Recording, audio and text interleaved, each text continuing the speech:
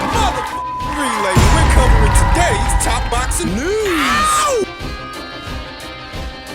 Okay, we'll start with this. Former IBF bantamweight champion Ebony Bridges took to his social media and said, "I'm in training and feeling good. I'd love to get a rematch with Yoshida. I wasn't myself that night, and I think everyone could see that. Still, no excuses. The better fighter won on that night. I have a lot of respect for her, but I'd love the chance to prove that I'm better." And you have to wonder, does Yoshida actually have the liberty right now to afford Ebony the shot that Ebony afforded her? Or is she under orders to satisfy her mandatory challenger? We don't know. Reigning WBA bantamweight champion Nina Hughes caught wind of Ebony's expressed interest in running it back with Yoshida. She had some things to say. Anyone can lose. It does not define a fighter, and you can bounce back. Again, I am sure. But maybe next time, don't talk shit about being the queen of the division and unifications if you can't back it up. All the best for the future, Ebony! She's sticking it to Ebony because she wanted to unify with her, and Ebony chose to have a tune-up fight. But I don't think it's warranted. I don't. Ebony had a long-standing injury that she finally had surgery for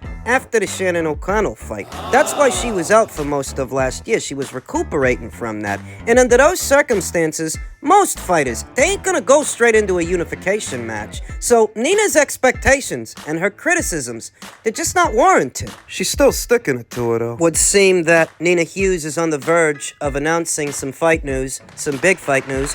Coincidentally, former WBA champion Shannon Courtenay, she says that she's got some fight news of her own to announce very soon. And you wonder if the fight news they're both hinting at is about a fight with each other, because we know they were supposed to fight over a year ago, but Shannon ended up pulling out. She said she had some kind of injury or something. We'll find out what the news is. Back to Ebony. If she's taken to social media with this expressed interest to run it back with Yoshida, it must be because behind the scenes, the fight's not done. It's not done yet. Otherwise, she wouldn't be saying that. Now, once again, I don't know if Mio is at liberty to give her a rematch or if she's under orders to fight her mandatory. Who's her mandatory? Yoshida Metcalf, from right here in the US of A. The woman who beat her 2 fights ago. But 2 fights later, she's the reigning IBF champion as a result of Ebony voluntarily defending her title against her. And in truth, I didn't expect Ebony to lose that fight. I thought that Yoshida, coming off that loss, she was tailor-made for Ebony. I thought that Ebony would be faster, sharper, stronger. Wait.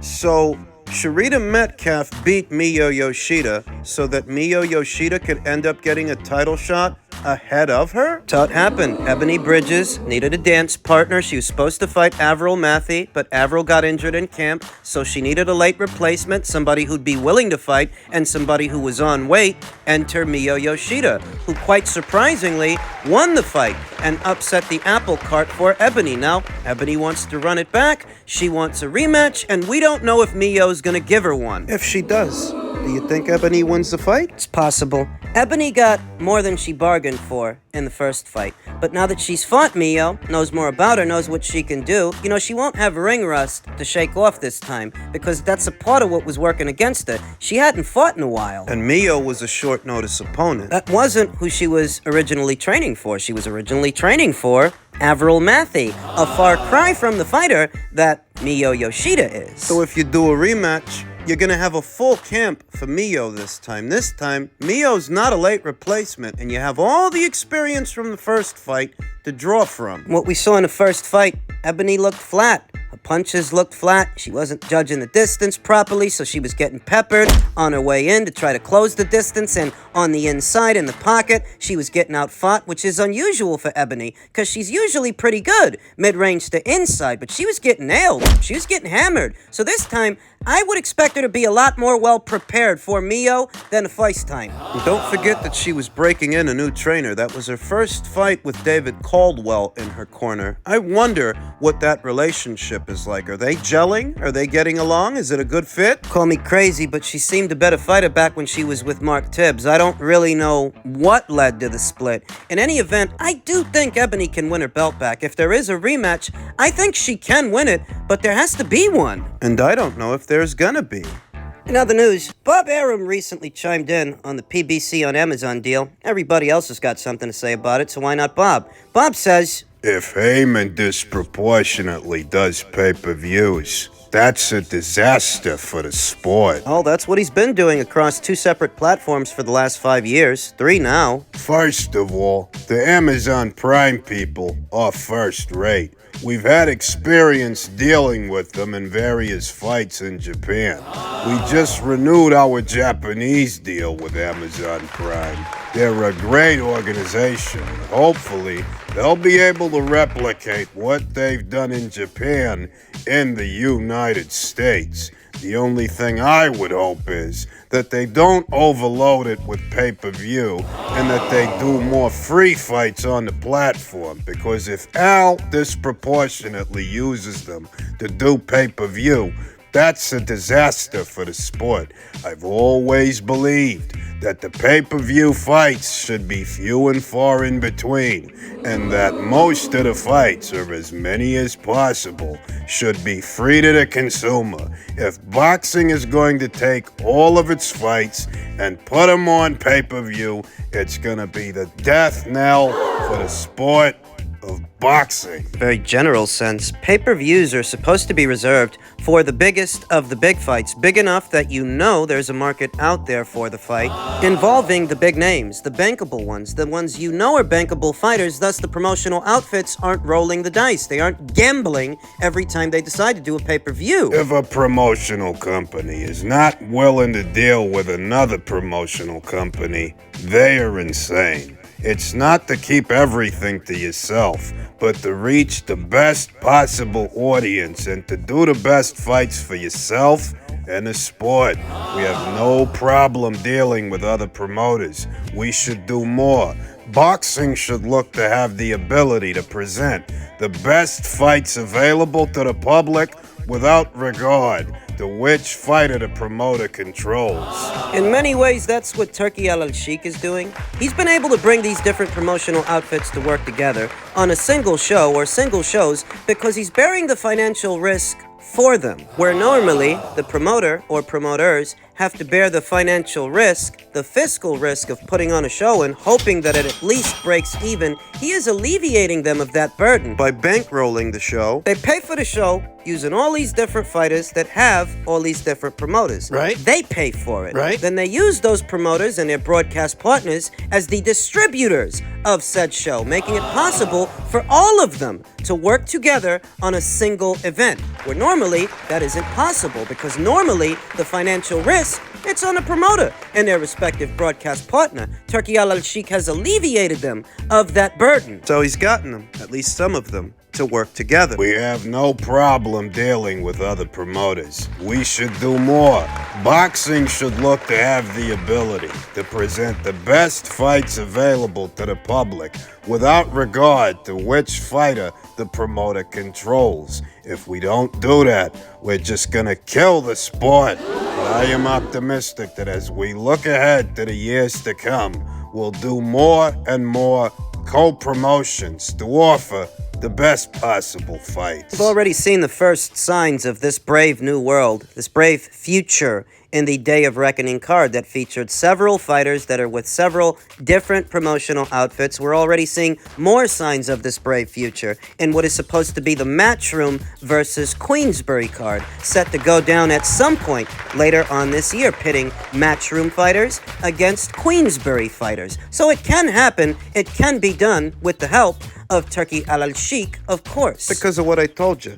But what about what Bob Arum said about inundating the market with pay-per-views? Al's deal with Amazon and how it could be disastrous if he overloads the market with more pay-per-views. I think at first, they started doing it out of greed. And then after a while, they were doing it out of need, out of necessity, that their annual budget had become so small over time to do these shows at all, they had to do them on pay-per-view, hoping that the money to pay for them would come from me and you. A story I've told many times before. It started out of greed. Gouging the boxing fans by putting all the good boxing matches behind a paywall, thinking everybody was going to buy those fights. When they don't, you bring in these unimpressive numbers that don't impress your broadcast partners to the point to where they start to ask themselves, what are we spending money on this content for? We're not getting much back. Say you're a promoter. You broker a deal with a network. The goal of the deal for you is to get a budget to do your fights from that network. And the goal of the network from you is to provide them with content that brings eyes to their platform. That's why they're giving you the deal, because they think you can do that. They hope. And through the length of the deal, that's what you're required to do with your respective content, whether it's boxing or anything else. That's what they want. They're giving you money to provide them with content that brings eyes to their platform. And if you fail to bring them those eyes, those metrics, those ratings, sooner or later, you're going to get the axe.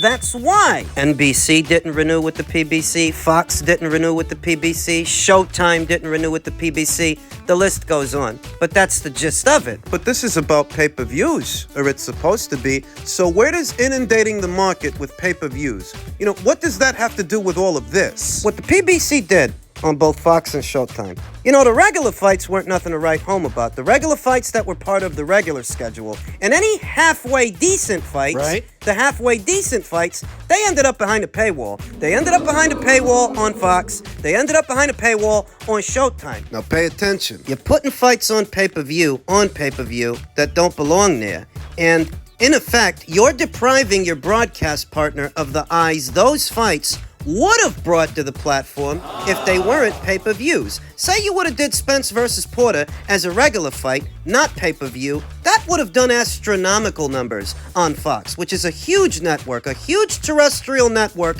many times bigger than Showtime. And if you would have built that fight as a regular fight instead of a pay-per-view, you would have brought massive numbers to that platform. As a result of that, the higher-ups are going to see those numbers, they're going to be impressed by those numbers, and they're going to say, hey, these guys' metrics are great. We need to give them more money. We need more of this content. But that's not what happened. What happened is you put Spence versus Porter behind a paywall, and maybe you were really happy with those numbers. Maybe you were very happy with yourself, but your broadcast partner wasn't very happy with you. So when it's time for the deal to get renewed, they don't want to because they didn't get much out of it. And so they didn't renew the deal. It happened on Fox like it happened on Showtime, and it's looking more and more like it's set to happen again on Amazon. As boxing insider Rick Glaser says, isn't it nice to know that with this new Amazon deal the PBC has now, we're going to get the same old crap that they were doing on Showtime, putting Showtime out of boxing. New outlet,